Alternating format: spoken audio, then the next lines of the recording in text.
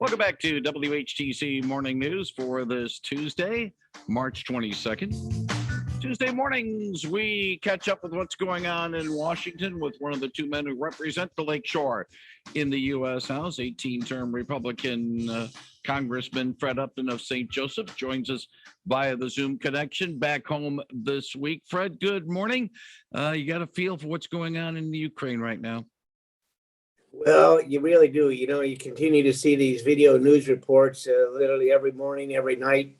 I'm going to be with some of the problem solvers today on a Zoom call with some of the Ukrainian members of parliament and their Ministry of Information. Of course, last week, I had COVID, so I was in quarantine, but I watched, I think much of the world watched the video that Zelensky offered, which was so tragic. And, I've been there twice. I'm a member of the Ukraine caucus. So the beginning of that video is the beauty that I remember when I was there. And of course, the scenes of hitting apartment buildings and mosques and hospitals and maternity wards, all those things just crush us in terms of the suffering that we see. So I'm anxious to get a firsthand report this morning. I joined with a number of the bipartisan problem solvers earlier, I guess it was last week. We sent a letter to the president asking that a humanitarian corridor be established so that we could not only get people out, but we could get supplies in for those that wanted to stay. So we're anxious to hear a little bit about that. We've got a problem solvers call this afternoon, so I'll have a little update, and we'll put that in my kitchen table report at the end of the week. But it's so bad. And of course, we did approve the Congress. I was one of only 39 Republicans that voted for both military and humanitarian aid as part of the omnibus appropriation bill that we did a couple weeks ago that the president signed into law last week. So, they keep saying it's a stalemate there. Let's hope that things don't get worse, that we can actually get things better. But I think we're all of us have been on our knees hoping that this thing would be over quickly and that the suffering would end. There's a couple other things I want to touch base with you on. First of all, the White House says the administration is simply out of money for COVID testing, treatment, and vaccine unless Congress approves additional funds for them. An administration official told cable news network that the White House has money in place for vaccines for youngsters under 5 and for fourth booster shots for the immunocompromised. But after that, more money would be needed. Do you have a sense that more money is on its way, or is it going to be, shall we say, a tough political stumbling block? The White House is just wrong. I saw a report late last night, early this morning. There's still $100 billion in unobligated funds that was approved by the Congress a year ago. So there's no reason why we can't claw back, why we can't reprioritize that unspent money that's been not targeted for that type of use, and just to spend more money without knowing what happened to the previous ones, knowing that there's tens of billions of dollars still left in that account, has got a lot of people asking questions. And until those questions are answered, you're not going to get 60 votes in the Senate or even a majority in the House, I think, to just approve money without knowing precisely how much money is left. So we're going to make sure that when we look at the next round of boosters, and there will be one in all likelihood, that it's going to be free, that people are going to be able to see that, and that the funds will be there to do that. But until we get a full accounting and really put to rest this argument that's still alive, that they've got plenty of money, you're not going to see Congress move on tens of billions of dollars more, nor should you. And as part of it, of course, is the fact of concerns about inflation, stagflation, and the like. That, the stimulus money was needed. The money was needed to take care of the outbreak. But to a certain extent, are we paying the piper for it now? Well, one of the things that the problem solvers tried and we failed to get done was a little bit more than a year ago. We tried to say that all units of government, whether it be a township, a city, a state, we're going to help you get through this COVID crisis, but send us an itemized list. Tell us what you've spent additional funds for that you hadn't planned for. And when you show us those receipts, we'll reimburse you for it. Instead, what happened was that every community, whether they needed the money or not, whether they had the expenses or not, got, in some cases, not only tens of millions of dollars, but some states, they've got billions of dollars in surplus. Show us an accounting for what happened. That's what we tried to do. But at the end of the day, the bill was just approved and money went out. And now all these states and communities, you read about it almost every day, all parts of the country, they've got money. They don't know what to spend it on necessarily. Well, actually, they do know. But is it COVID related? In a lot of cases, I don't think that it is.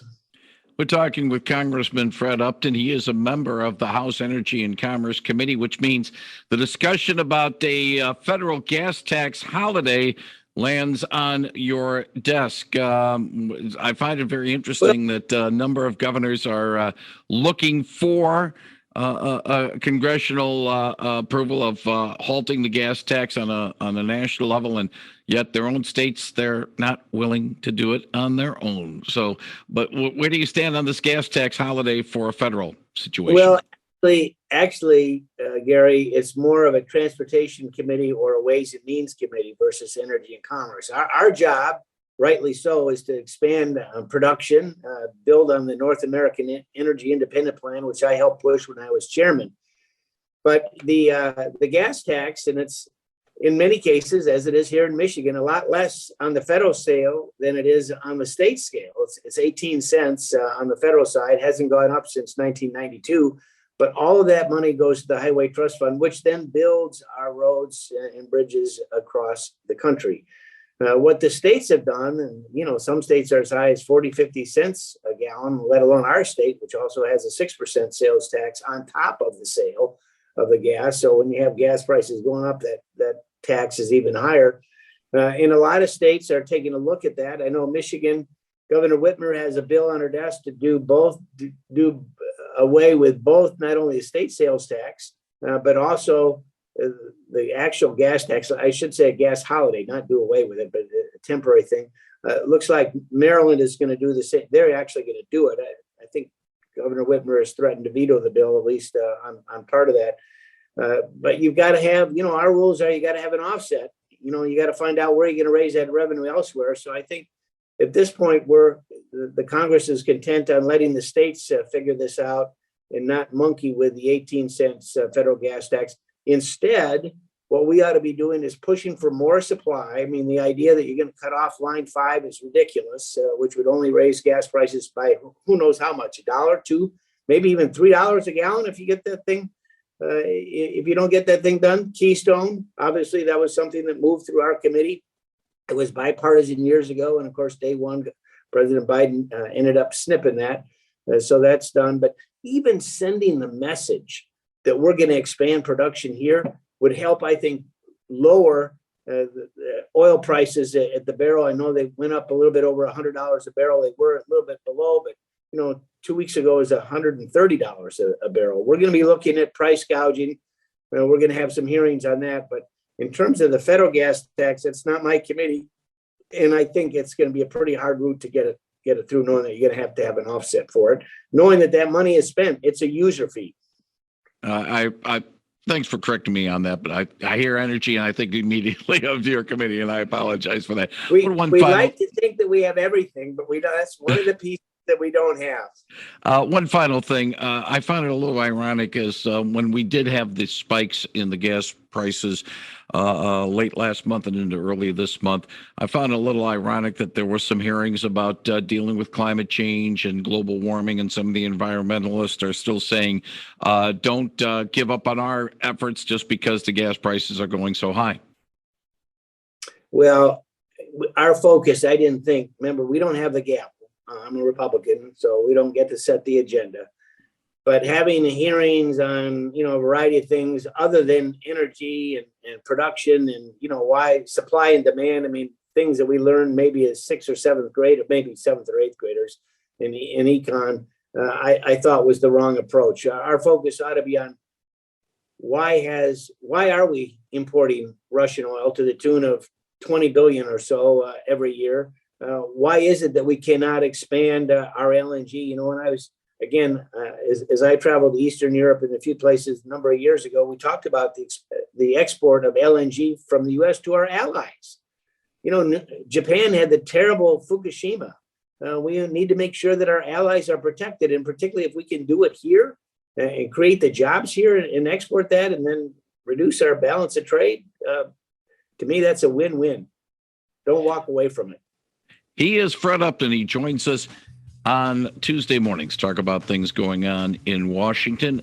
Fred, again, thank you very much, as always, for joining us. And if all goes well, let's do this again next week if the schedules work out right.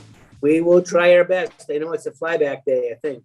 All right, we'll see. Maybe we'll be back on Monday, so it should be okay. All right, sounds great. We'll talk to Fred Upton next week. Thank you very much for joining us, Fred, on 99.7 and 1450 WHTC.